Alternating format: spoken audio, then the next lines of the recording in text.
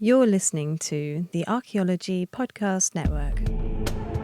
You are now entering the Pseudo-Archaeology Podcast, a show that uncovers what's fact, what's fake, and what's fun in the crazy world of pseudo-archaeology.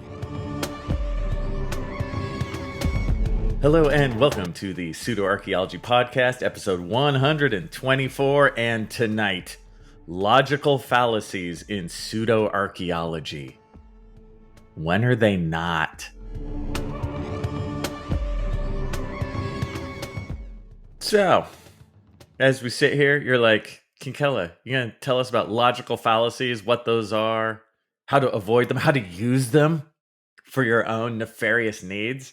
I will, but first, before I get into that, a couple announcements. I realized I said something wrong on the last Pseudo-Archaeology podcast. It's small, but it's incorrect, so I will fess up to it. I think I said that we were talking about my Wired interview, and I said I had like 8,000 comments or something like that. I had 8,000 likes. The actual number of comments was slightly less than 1,000.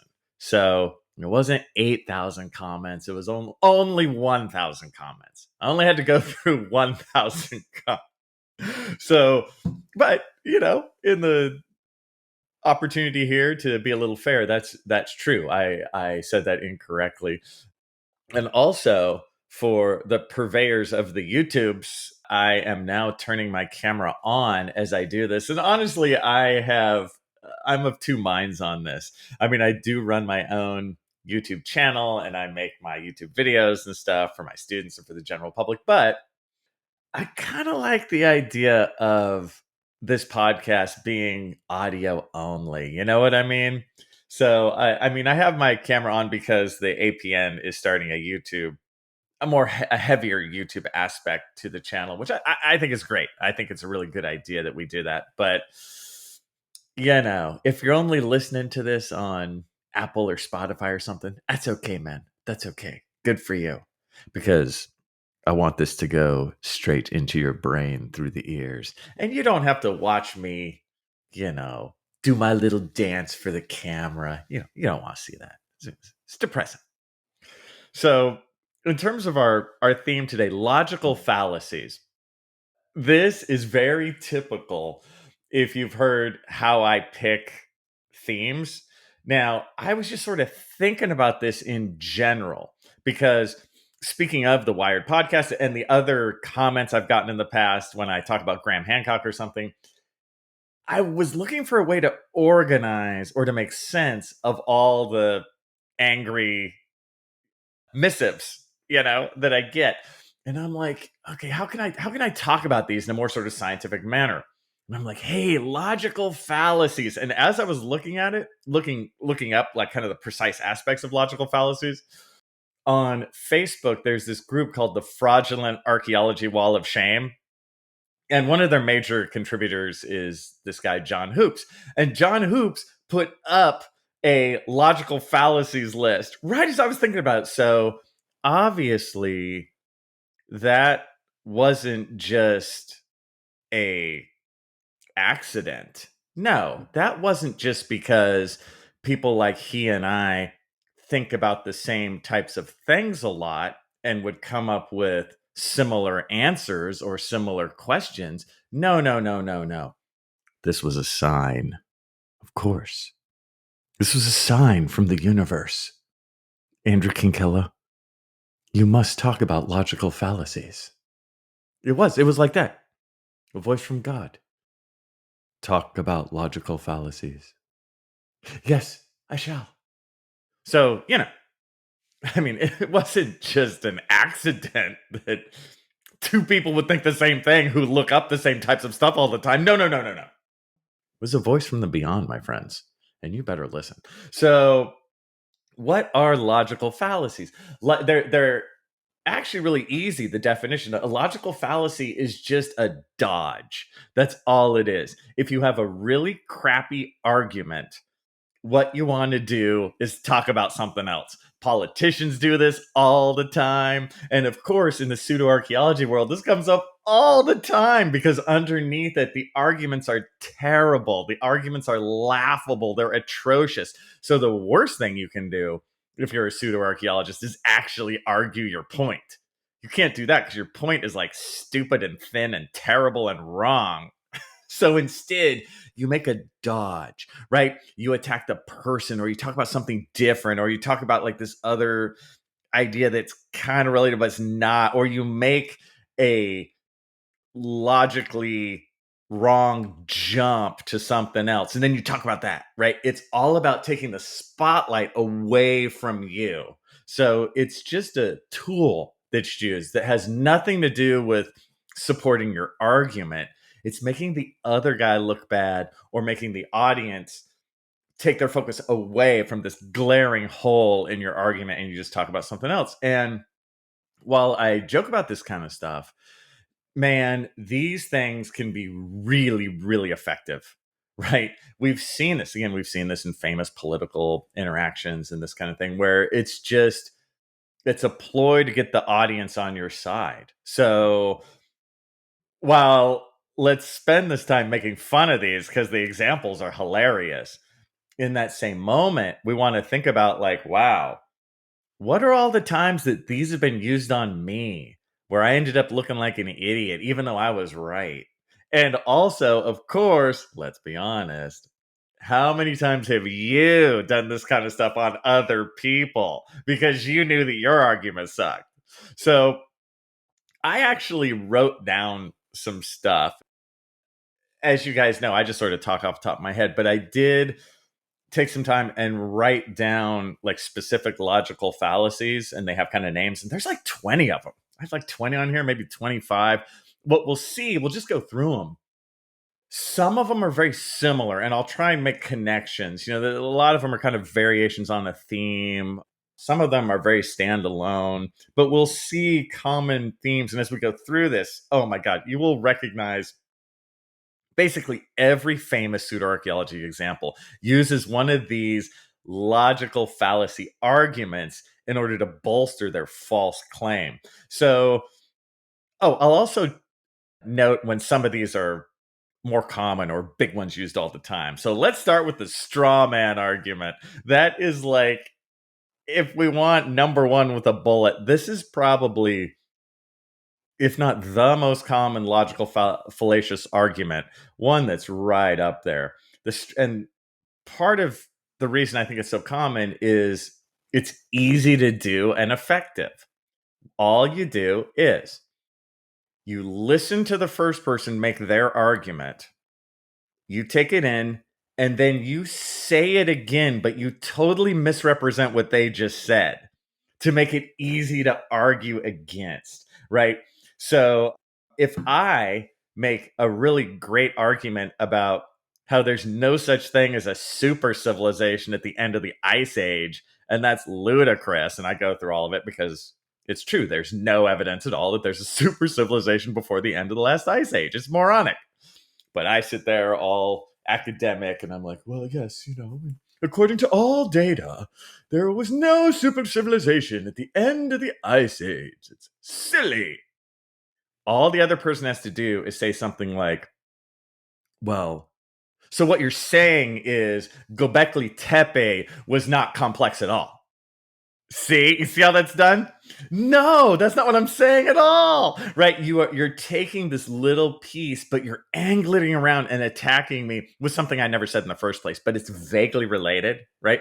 Göbekli Tepe, a site that is very early in terms of a bit more complex than you would think for the time, but it's real. But Göbekli Tepe also gives no credence to the super civilization idea, but you see how that argument makes it seem like it as a straw man, right? I've just made up a false argument kind of on the theme of what you were saying, making you look the fool, but it's based in nothing. It's something else, right? Straw mans are great. You will start to see these all the time. And a lot of times that the other person will say, oh, so what you're saying is, see, because you're not. And you're like, no, that's not what I'm saying at all. Shut up. You see, I'm already like angry. you're going to see a lot of anger, pain as I go through this. I mean, you guys, as we go through this, again, think of your own life. I'm sure you've had this. You're like, oh, damn it, how I remember when they said that. Right? Strawmans are great. Okay, in no particular order. The next one, false cause, comes up a lot too. To presume that there's a relationship between two things when there's not, or the idea that the relationship between the first thing caused the other thing, This is one that it's real easy to slide into conversation and move on. It's also called like the correlation causation fallacy, right?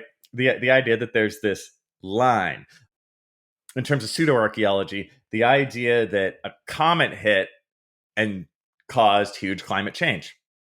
No, not necessarily. I mean, a comet could hit and be really terrible for a localized population. I don't want to be hit by a comet. But in terms of it, that there's a worldwide correlation with that, like just because a comet hit that the whole world has now gone into an ice age or something. No, that's a false cause. You get that? Just because a comet hit, it could mean nothing. Just depends. So it's a way to also cover that you haven't done any real research. You just go, oh yeah, well, when the comet hit, I mean, everything changed.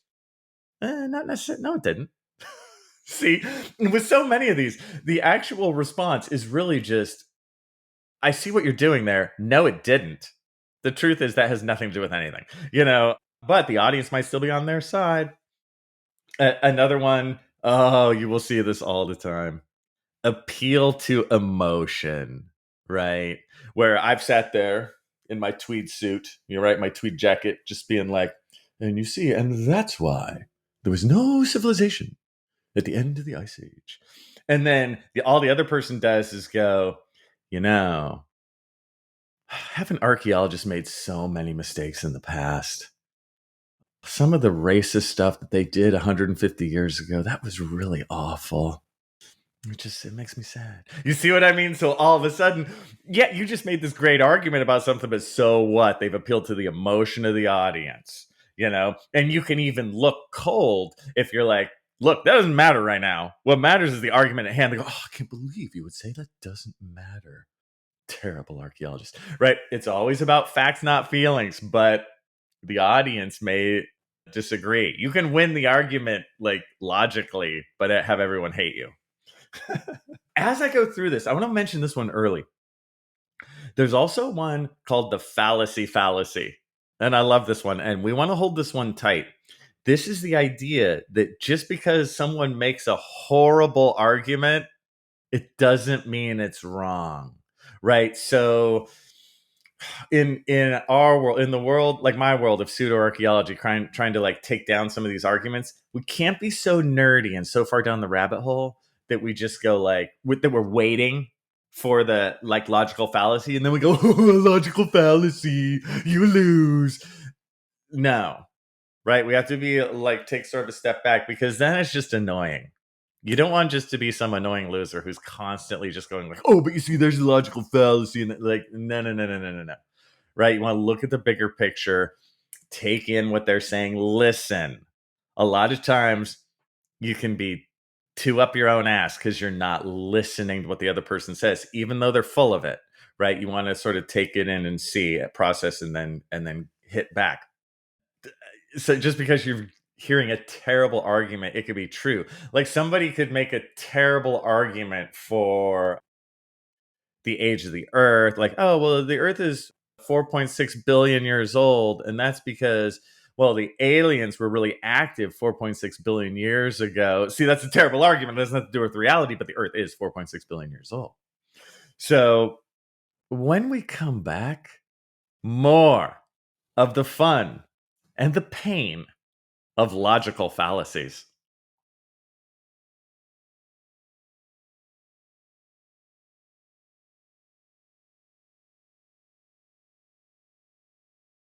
Hello, and welcome back to the Pseudo-Archaeology Podcast, episode 124. I'm still your host, Dr. Andrew Kinkella, and we are talking about logical fallacies, which are fun and funny, and, I got a lot more of them. Let's just go onward with the slippery slope. That's right. If we allow this to happen, It's not long before the other thing's going to happen. See, that's another logical fallacy. Just because you allow this, oh, it's going to fall all. We're going to devolve into chaos, dude. This is where it's like, look. If you allow archaeologists to say that the Olmec heads have nothing to do with Africa, well, how long is it before they can just say whatever they want and the media goes along with them? Exactly. We have to stop these archaeologists now. See what I mean? So it's effective.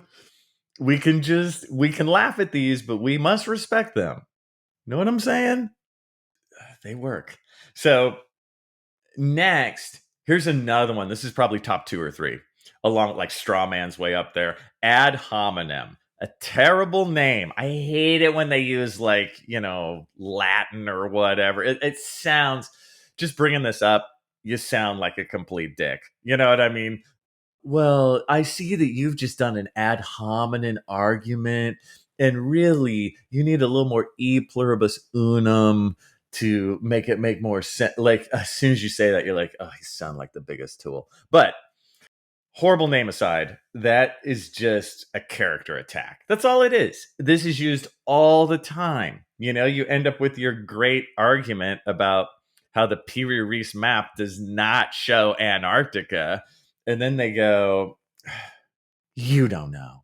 You so-called professor. What do you know? I've gotten that one so many times. You probably heard me say that one before. I've gotten the it's even a sort of a backwards character attack where they go, I respect you, but, and then they just talk about what a horrible person you are. And archaeologists are so cruel.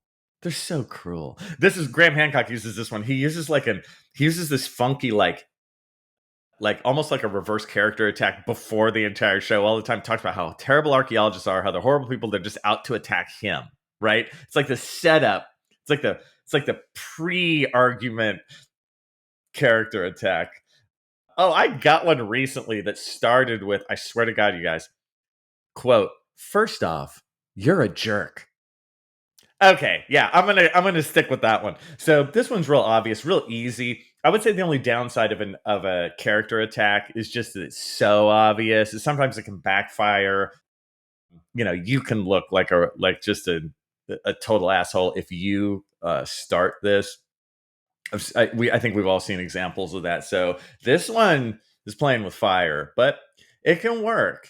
Archaeologists, they're just, it's bad. They don't know. What do they know? What do they know? What do you think your degree matters? Your degree doesn't matter. What do you know? You have no things. You get that all the time. Oh, speaking in the bad name world, there's another one that's called like Tu Kokwe. Terrible name. What that means is you answer a criticism with another criticism, and instead of taking it in and answering the attack. This one happens all the time. I would say this is a really close cousin to the red herring, where you just give a completely different story that has nothing to do with anything. So red herrings this, we hear this all the time. I had an example of this happen with one of my neighbors, like lived a ways down. One of their kids was like messing with our drive. They were just like messing up the like front of our house, like our driveway and our grass and stuff. And this is not the old man get off my grass. This is like, this kid's literally like tearing stuff out, and so I had to talk to the parents, and the grandfather was there, and I talked to him like, hey, look, your grandson's doing this. Look, I'm not here to say this is a big deal, but if you can just have him, just tell him not to pull out all our flowers from our front lawn. That would be cool. I was very cool about it. And then he's like, yeah, I will. But let's talk about how you drive too fast down this street. A classic criticism with criticism, right? And what's funny in all of this too is I don't drive too fast. He thought I was somebody else, I guess. I'm actually a very grandma-ish driver, but a perfect example. Oh, but what about these? Always will start with that. Where the straw man argument starts with, well, what you're saying is, no, I'm not. This one starts with, but what about? Oh, but what about? Right? To get you away from the fact that I just made a really great argument about your baseless claim. Works well, especially for really loud, you just come in and attack the person. So answer a criticism with an attack. Oh, here's one that's sneaky and weird. And you guys might have experienced this one before. Personal incredulity. What this is since you're telling me something and since I don't understand it can't be true. And all I do is I just keep going, that doesn't make any sense. I don't get it. I don't get it. It's very narcissistic in the way it's done, right? I'm telling you, well, you see, it happens like this. Here's step one. I just don't get it. I just don't. Like the fact that you don't get it means that it just is not true. How self-centered, right? I totally has had this experience when there's this local newspaper and you have the village idiot who was writing in about how evolution wasn't true. And he wrote several articles about how evolution wasn't true. And I responded in the local paper and I wrote a very nice, you've heard me talk about this before, you guys, about just being cool talking about people like this. And I'm like, hey, look, evolution actually works like this. I wrote a little paragraph. It was very straightforward. I'm like, for human beings, well, there were earlier forms like Australopithecines. They changed over time over the last million years, longer legs, bigger brains, right? And I just gave it was very short, very brief, perfect. Any fool could understand. But of course, he was like, well, that doesn't make any sense. So that is a common one. You just don't make sense. Like, well, I can't help you. I'll go on to the rest of the world who gets what I'm talking about because it's totally obvious. See, I'm already getting angry. Here's another big one. There's so many big ones. So many of these. One that's called special pleading. You can also just call this moves the goalpost. This is where you move the goalpost or you make up a special exception. If you're proven wrong. I can think of two off the top of my head. When the Shroud of Turin was dated using carbon-14, and it showed like 100% that the Shroud of Turin was a fraud made like 1,000 years too late. After they had given the piece of the shroud to be dated, and after it was shown to be a fraud, they backtracked and said, "Oh, the piece we gave you was a later piece for the shroud that had been sewn in 1,000 years later." What a crock of BS, right? The goalpost moved. Oh, we're so sure that the Shroud of Turin is going to date to the time of Jesus that we're just going to give you a piece. That's how sure we are. And the scientists come back, they're like, "Dude, you're wrong." They're like, "Oh, we gave you the wrong piece." And then, of course, if the scientists are like, "Well, can we have another piece?" No, this is a holy relic. Can't be doing that anymore. Right? Just a stupid dodge. The other one, unfortunately, is the Cerruti Mastodon site. You've heard me before say that I feel bad because he's a real archaeologist. They're just going way too far, saying that this mastodon's or saying that human beings were in California 120,000 years ago. They got no evidence. Their evidence is terrible. When it was pointed out that what they were saying were tools that were there to butcher the mastodon, where these tools were really basic and didn't even make sense. Let's say it was 120,000 years old and human beings actually were there.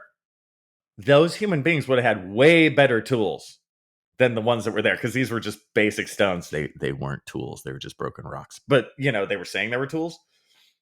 Instead of taking that argument and saying, yeah, you have a good point, human beings of 120,000 years ago would have had really good stone tools.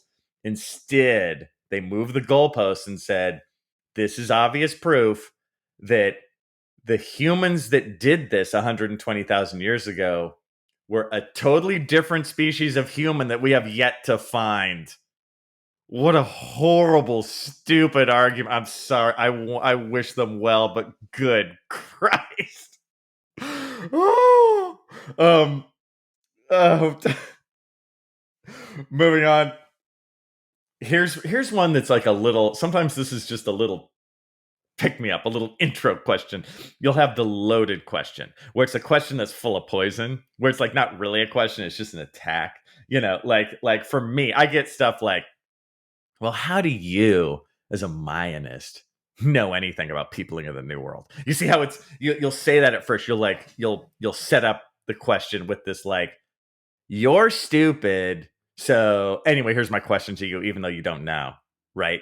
You do that. Another one I've gotten, well, you work at a community college, right? So anyway, what do you think about people in the New World? Right. So you see, you're eroding the person's believability right up front.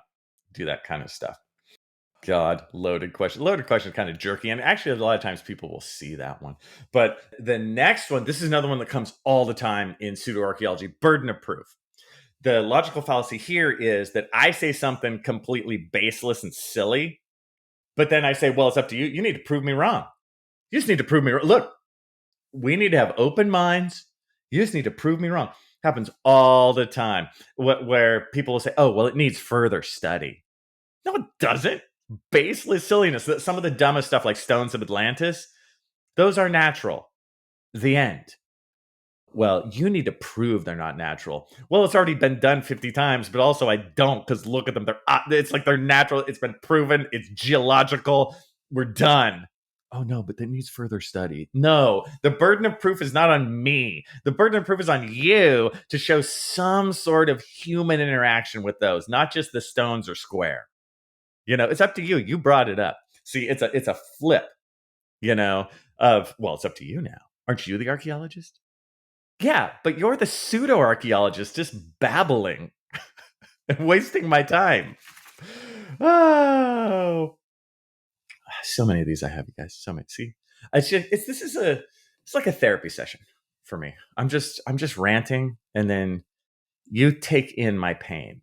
The ambiguity one, where you put an argument forward and then the other side, they weasel out of it with saying that, like, using a different meaning for the word you said, and everyone knows you didn't mean that, but they use that to like weasel out. Best example I've seen with this is the word theory. And when people say, well, it's only a theory, evolution is only a theory. This is a perfect ambiguity example, because the word theory every day for you and me can just mean like a guess, on the street. Like we're talking about, oh, well, I have a theory that this. It's like light. It's just a guess. But theory in science, like theory of evolution, is an explanation. So a theory in science is heavy and tough and been there a long time, and people have attacked it and it stood the test of time, right? So it's not the idea of something being just a theory. That is using the ambiguity logical fallacy. You're using the wrong definition of the word theory, and it makes you look like a tool. That one, well, evolution's only a theory. No, it's a scientific theory that's been around for 150 years and explains, it's the cornerstone of biology. But yeah, barring that, call me when you have trouble with that one. Another one that comes up is called the gambler's fallacy.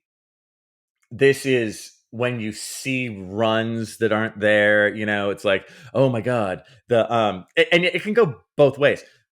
The roulette wheel has hit black 5 times. It's a run. I'm going to put my money on black. It's got to be 6, sweet number 6. On the flip side, you'll go, the roulette wheel has hit black 5 times. It's got to be red the next time. This is insane. No, both those statements are wrong. Each time it's the 50-50. You know what I mean? Each time. So this is something that we as humans, I think, kind of naturally do sometimes. And we want to try not to do this. I think we'll give pseudo-archaeology a rest here for a moment and just say, in regular archaeology, sometimes you'll see this, like, well, we've opened 5 units. The first 4 had nothing. So the 5th one has got to have something. No, it don't gotta. Each one is independent. It's you're rolling the dice every time. You're not like getting some sort of universal mojo on your side as time goes on. It's a new setup each time. So that's something we, fall for all the time, just in our everyday lives. And another one here, I'm sure you guys have seen this one too. This happens all the time. This is related to pulling at the emotional strings. The bandwagon logical fallacy, where, dude, everyone's doing it. So you're not appealing to emotion as much as you're appealing to popularity. Well, everyone says, 50% of people believe in an Atlantis. So I guess you better get on that. 80% of people believe in ghosts. So I don't know what you're doing saying there aren't any. You see what that, I mean, it doesn't matter what people believe. It's what can you prove scientifically? What does your argument say, right? So what if 100 people believe in Atlantis? There's no Atlantis. And with that bit of happiness, I'll see you guys on the flip side in a moment.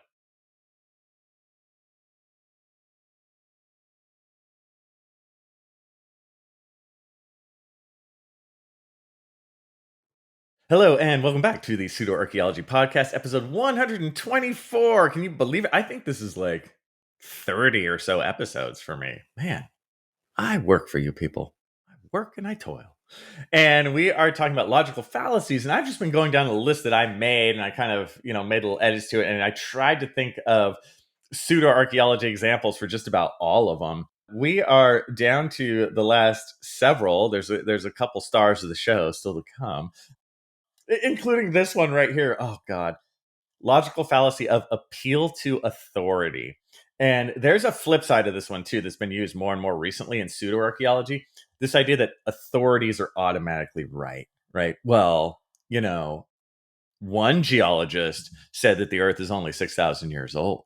Yeah, and he's a geologist. It's like, well, he's full of it. You can always find some fringe person to kind of say something, and they'll use that one example, be like, oh, well, this authority says it. And of course, oil companies can use that to, drill in places where they shouldn't. Well, the one biologist said that those birds are not endangered. That's this. So this false appeal to authority, you'll find a fringe person to say it. On the flip side, though, what you see so often in pseudo-archaeology is like this reverse. It's like appeal to the underdog, that authority is wrong, right? Authority is bad. They don't know what they're doing. They are big archaeology, right? They're part of the system, man. Really interesting and dangerous change, in our culture, where it's like, oh, authority is always wrong because they lie to you. They don't tell you the truth. So I see much more a flip of this. The idea that because I'm an archaeologist with a PhD and that kind of stuff, that is immediately a bad thing because I'm locked in the box, right? There's just another archaeologist trying to save his career. I get that one all the time. Oh, I guess you just doing this for your career. Like, it's not, it has nothing to do with it. It's sad, but those arguments can work. See, that's the thing. Of course, there's no such thing as I love the idea of big archaeology. It's like hilarious. I want a t-shirt that says like minion of big archaeology. That would be hilarious, but it's sad at the same time because those arguments work, you guys. Graham Hancock does that one all the time, right? Just another cog in the machine who doesn't think beyond his academic hovel. Another logical fallacy of this is related to some of the others, but like if one part is true, it must be applied to all the other parts, or if there's some statement about the whole of an argument that it applies to every single bit of it. We could say something like, for ancient astronauts, since the hands are placed like an astronaut in the Apollo capsule, well, that whole thing is an image of an astronaut.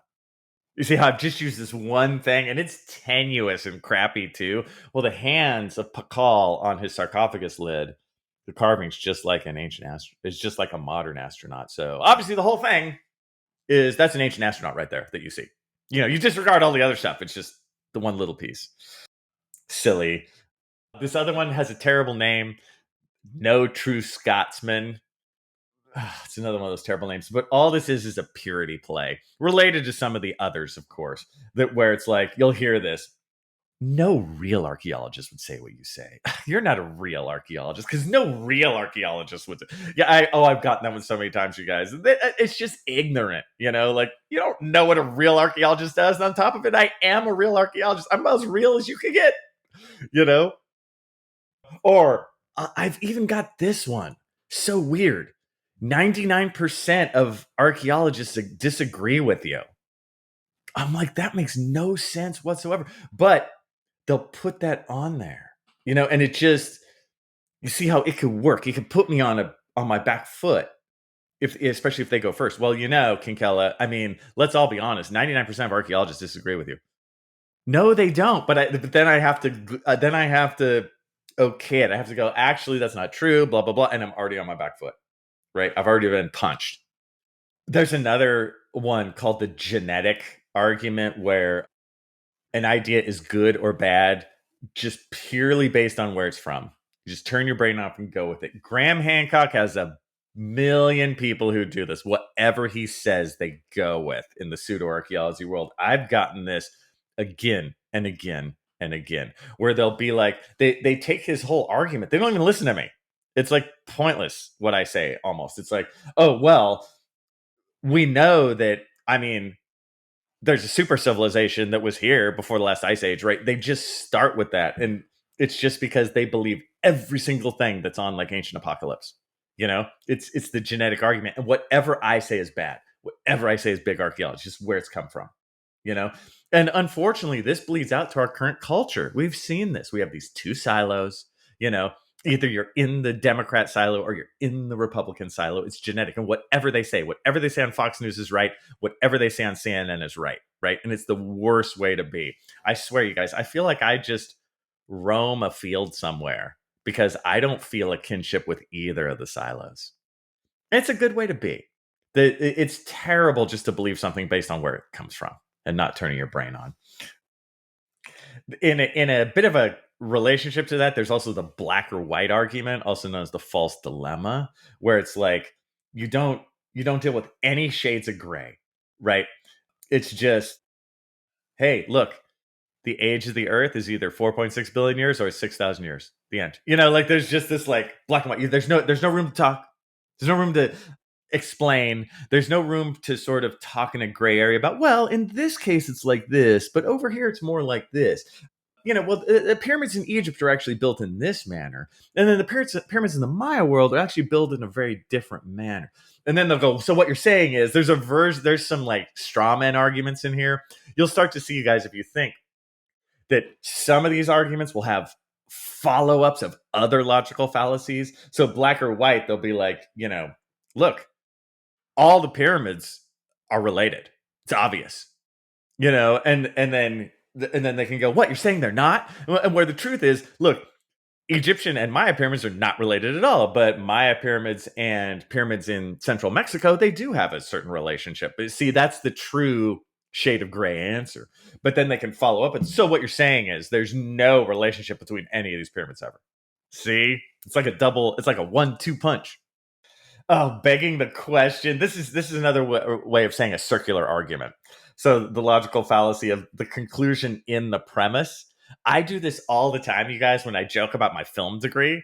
Now, it's true that I do have a film degree, but whenever we're talking about like Indiana Jones movies or whatever, I'll say like, so, since I have a film degree, whatever I say is correct in terms of the Indiana Jones movie, right? It's like a circular argument, right? So there's no room for there's no room to get into the conversation. I'm like talking to myself. So whatever I say is right because I have a film degree, and whatever you say is just not right. I just know what I'm doing. And it just goes on forever. It's like, oh, so how do you know about this movie? Well, I have a film degree, Oh, so why should we listen to you? Because I have a film degree. It's just like la la la la la la la, right? Like forever. This is another one that I find this one doesn't work too well a lot of times. It's kind of hilarious and sad to watch somebody really do this because you can actually really dig yourself a grave if you just do this circular argument thing. I think people a lot of times can kind of call this one out and note it. That's why I use it for comic effect because it's funny. Oh, here's one that's sneaky all the time. The appeal to nature. Hey, look, it's just how it is. Look, and it's only natural. This is right? Because it's only natural that this is right. Look, don't you see the stones of Atlantis? Aren't those just naturally square? They're and in terms of natural, what I mean by that is human beings must have done. They just must have, because that's not nature. Actually, it's just look at them, right? It's just no. Right? No, nature can make angular things too, right? We can use any of them. Let's think of some other ones. Face on Mars. Face on Mars. Well, look, I mean, looks like a face to me. Doesn't look like a face to you? It's obviously a face. Come on. Enough. Why are you so small-minded? Right? This appeal to it's just the natural way of things. Come on. Don't buck the system. And then this is another one where you can do the follow up with a good little straw man. Oh, so what you're saying is that there's no possibility of any life on Mars ever? Don't you get angry? Anecdotal of personal experience, Look, I had an archaeology professor one time who did say that there was a little bit of evidence for Atlantis. See? Oh, I see that your sample size is 1. But it can work. Personal experience can go a long way, right? But it doesn't have anything to do with a real data set or something like that. It can be 1 point as long as you have, let me get 100 other people's personal experience.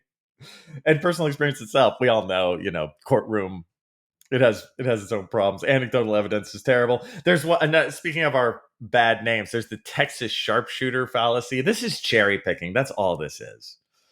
I prefer the name cherry picking, or you can go false cause. We've seen this 1,000,001 times. We'll take this evidence, but not all the other evidence that shows you're wrong, right? We can pick any of them that are like that, Atlantis. Oh, well, there's a volcanic eruption. Yeah, but it doesn't show all the other evidence. It shows there's no such thing as Atlantis. All the other non-evidence moments. Pee Wee Reeves map. Well, there is a part at the bottom where it could be Antarctica. Yeah, but all the evidence that shows that it's just a curvature of South America. It's way better evidence. You just cherry pick. Used all the time in pseudo-archaeology, right? You're just picking what works for you. Just pick what works. On the cherry picking side, you can go 2 ways with that too. You have the what's called the hasty generalization, conclusion based on like no facts, or the flip side, the slothful induction, where you don't acknowledge the overwhelming facts. This is stuff like, I think this would be more of a hasty generalization when you get that for the complex civilization at the end of the last ice age, the evidence is everywhere. No, it's not. That's just sort of, however you want to argue, it's just this hasty generalization just based on BS nothing. I love the word slothful and slothful induction. It's like, yeah, you are lazy, and you're just lazy and allowing yourself. It's like allowed ignorance, where you just don't acknowledge, where it's like, well, the facts are against you, friend. No, they're not. I don't understand. You see how it relates into some of these other logical fallacies? I just don't get it. Oh God. Oh, here's one. Here's one that will like burn your biscuit, dude. The middle ground fallacy, where if I bring up something that's 100% true, right? The Pee Wee Reeves map does not show Antarctica.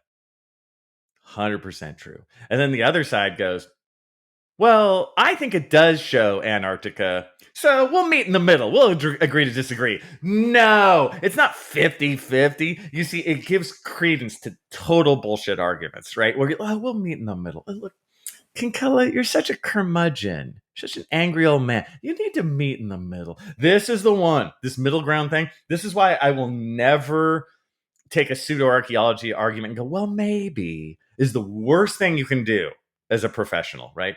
Well, there could have been an Atlantis. Oh, the super civilization. Well, the Antikythera mechanism could have been a very advanced device that more advanced than modern computers. No, it's not, right? We have to stick to our facts. We need to know like that we are on the side of the right, because it's obvious there is facts and fiction here, my friends.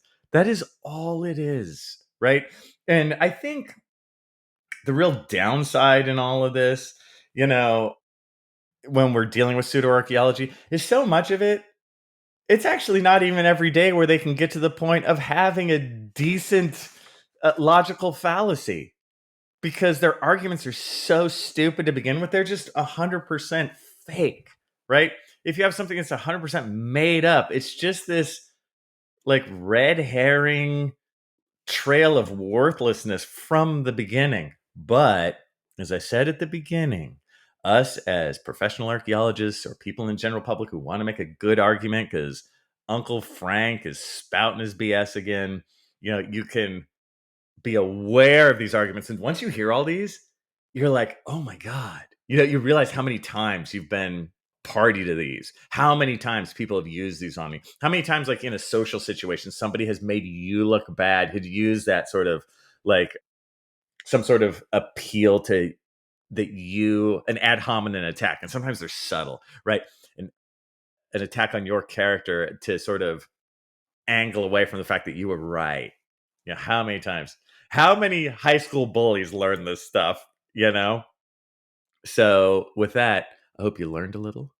I hope you can now defend yourself and go out in the world and conquer, my friends. And with that, I'll see you guys next time. Thanks for listening to the Pseudo-Archaeology podcast. Please like and subscribe wherever you like and subscribe. And if you have questions for me, Dr. Andrew Kinkella, feel free to reach out using the links below or go to my YouTube channel, Kinkella Teaches Archaeology. See you guys next time. This episode was produced by Chris Webster from his RV traveling the United States, Tristan Boyle in Scotland, DigTech LLC, Culturo Media, and the Archaeology Podcast Network, and was edited by Chris Webster. This has been a presentation of the Archaeology Podcast Network. Visit us on the web for show notes and other podcasts at www.archpodnet.com. Contact us at chris@archaeologypodcastnetwork.com.